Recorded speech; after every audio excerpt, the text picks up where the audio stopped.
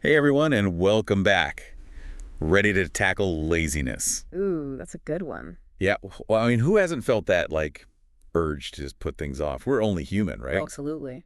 But what if we could, actually, conquer that? Supercharge our productivity. I think we all want that, right? To feel more in control and get things done. Totally. So today, we're diving deep into some really cool strategies, from setting the right goals to building routines, and even, the psychology behind why we even procrastinate in the first place. It's amazing how much power there is in just setting clear goals. Oh, yeah. Yeah, instead of wandering aimlessly, you have a destination and a plan to get there, right? It's like that analogy of a magnifying glass and an egg, right? One Yeah. source used that, and it's like the magnifying glass can focus the sun's rays enough to cook an egg, Wow. and clear goals are kind of like that magnifying Now glass. I see. Yeah, they focus our energy and make it way easier to take action. Makes sense. Without that focus, our efforts are kind of scattered and we're less efficient. Totally. And it's just easier to slip into, well, lazy habits. Right. It's about having that direction and sense of purpose. Exactly. And, it's not always about thinking big. It's about those smaller, manageable steps, too. Oh, for sure. Break it down. So you don't get overwhelmed, and then you're more likely to actually do it. Makes a huge difference. Speaking of doing it, our next source highlights the power of routines. What do you think about that? I think routines are super powerful. I mean, they basically put your brain on autopilot. Like brushing your teeth or getting dressed, we do it without even thinking. Exactly. It's Yeah. become a habit. And you can actually apply this to other areas of your life too. Ooh, I like that. Like you Yeah. want to exercise more, make it a routine, like every day at the same time. Yes. Consistency is key. You reduce decision making. Ooh, that decision fatigue. Ugh, it can be so draining. The fewer decisions about mundane tasks, the more willpower you have for the important stuff. It's so true. And one source, they highlighted exercise. They called it the keystone habit. Stone habit. They're It's kind not just physical health, it's a ripple effect, making you more punctual, confident, productive, and less lazy, they said. I can see that. Exercise boosts your energy, right? Improves your mood, you're sharper. Yeah, and all those benefits, they can kind of spill over. Definitely. Makes you more likely to just do things, be productive. I agree. So it's not about looking good, it's about feeling good and being better in every part of life. I like that. Okay, so goals, routines. What about the people around us? Can they make us lazier? It's interesting because one source talked about the contagious nature of laziness. Oh, no. Yeah. Just like good habits, bad habits spread too. So if you're always around people who procrastinate, it's easy to fall into that same pattern. Makes sense. Like you're the average of the 5 people you spend the most time with. Exactly. So find people who inspire you. Absolutely. And the source also mentioned accountability partners. Like having someone to answer to can really keep you on track. Yeah. A cheerleader and a coach, Mhm. all in one.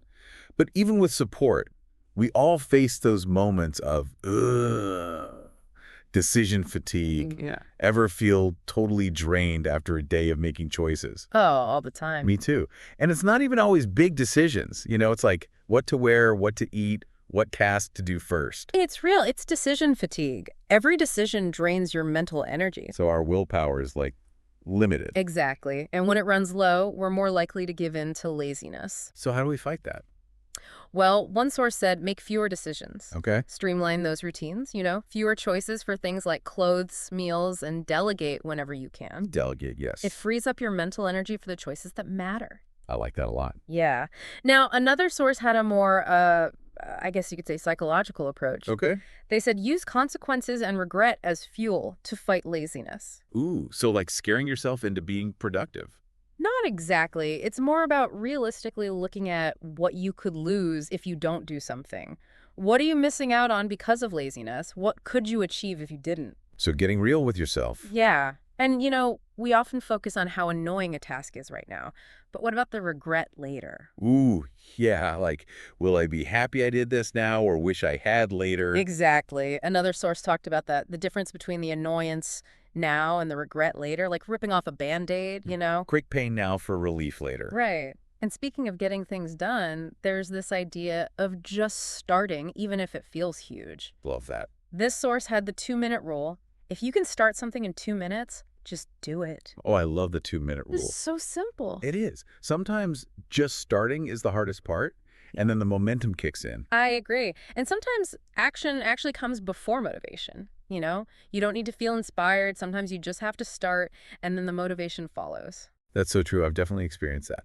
Okay, let's talk food. It affects our energy and motivation so much. Oh, absolutely. One source was really big on focusing on high-protein foods for sustained energy Yeah. and avoiding sugary, high-fat stuff that just makes you crash. So donuts are out. Yeah. Sorry, Greek yogurt and almonds are in. Got it. What about our mindset? Can changing our thoughts help beat laziness? Definitely. One source talked about the power of positive self-talk. So instead of saying, I can't do this, I'll give it my By best. giving yourself a pep talk, Yep. sometimes we need that. Absolutely. Especially for those tough tasks. Another source was all about a just start mentality. Even a tiny step can build momentum. It's like that story about Thomas Edison. Over 1,000 tries before the light bulb. Talk about persistence. Wow. It shows how important it is to keep going and learn from setbacks, and also how often we limit ourselves. If we change our mindset, we can do so much more than we think. Okay, deep divers, before we wrap up this part of our deep dive into laziness, let's talk about our environment. How can we make it work for us, to be productive and not fall into those lazy traps? Great question. One source talked about minimizing distractions, boundaries, and being around things that inspire you. Do you think you'd get more done in a cluttered space or an organized one? Definitely organized. It's amazing how much our environment affects us. For sure. Another interesting point they made was about taking breaks. It seems counterintuitive, but short breaks actually help you be more productive. So it's not about working nonstop, it's about working smarter. Yes. Have you ever tried to power through when you're exhausted? You make more mistakes and just feel worse. Taking a few minutes to step away helps you come back with fresh eyes. So true. And let's not forget about rest and relaxation in general. One source even said to schedule downtime, like an important appointment. I love that. We often feel bad about taking time for ourselves, but it's so important for our well-being and ultimately makes us more productive. All work and no play, right? Exactly. It goes back to that holistic approach. It's not just about checking things off a list. It's about creating a balanced, fulfilling life. Yeah. Now, we should mention that while these strategies are great, sometimes feeling constantly drained or unmotivated could be something more serious. Right. If you've tried all this and Yeah. still feel that way, definitely talk to a doctor. Yeah. It could be something like depression, anxiety, or even a thyroid issue. Never hesitate to get help if you need it. Absolutely. Taking care of yourself mentally and physically is so important for everything. Yeah. It's really important, and it can impact your energy and motivation so much. For sure. So all these strategies we talked about, I mean, they can really help. Yeah. But one source pointed out that um, sometimes like a constant lack of motivation could be a sign of something, a bit more serious. Oh, yeah, definitely. So they said, like, if you tried all the things we talked about, the goals, the routines, the positive self-talk, Yeah. and you're still like super drained Yeah. and just not feeling motivated, Right. it might be time to talk to a doctor, Ab- because it could be like an underlying medical thing or a mental health thing. Yeah, for sure. Like they mentioned, depression, anxiety, even thyroid issues. Right. So don't be afraid to reach out for help if you need it. It's so important, like taking care of your mental and physical health is crucial, Totally. And it can really like make a huge difference in your energy levels and all that. Definitely. Like all those things are connected. So we've covered a lot, right? Yeah. Goals, routines, the people around us, food, mindset, Yeah. and even our physical space. Yeah, we've gone deep. Yeah. So as we start to wrap up this deep dive on laziness, Mm-hmm. what really resonated with you? That's a good question. I think for me, it's the emphasis on, a holistic approach. Oh, yeah. It's not just about like forcing yourself to be productive. It's Mm. about understanding why we feel lazy sometimes, setting those clear goals, nourishing our bodies with good food, creating a positive mindset. Yeah. And even having that supportive environment around us. Exactly. It's about finding that balance. I love that. So it's not about being a robot. It's about figuring out what works for you. Yeah, and finding a way to get things done that you can actually sustain. And it's a journey, right? Oh, definitely. Yeah. Some days you'll feel more motivated than others. But the key is to have those strategies, the things we talked about, and keep experimenting until you find what helps you move forward. That's such a great point. It's about finding what works for you.